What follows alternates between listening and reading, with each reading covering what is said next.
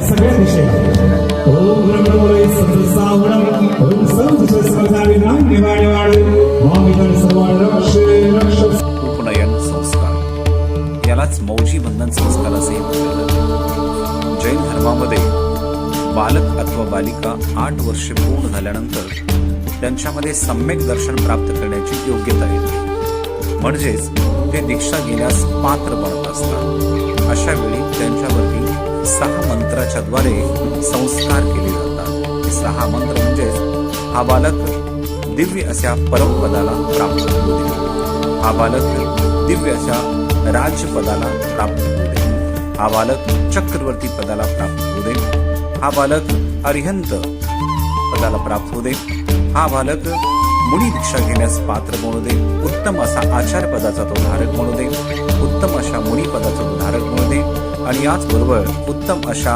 अरिहंत आणि निर्माण पदाची प्राप्ती त्याला प्राप्त होऊ दे।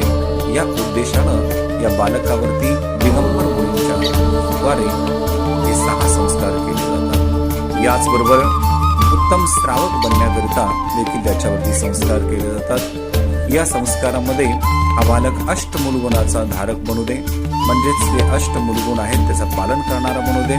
हे अष्टमूलगुण म्हणजेच 5 उदुंबर फळे आणि 3 मकार यांचा त्याग, 3 मकार मध्ये मांस मधु याचा त्याग करणे, हे संस्कार या बालकाच्या वरती लहानपणापासूनच होऊ देत। याच उद्देशाने हे संस्कार या बालकांच्या अथवा बालिकांच्या वरती केले जातात।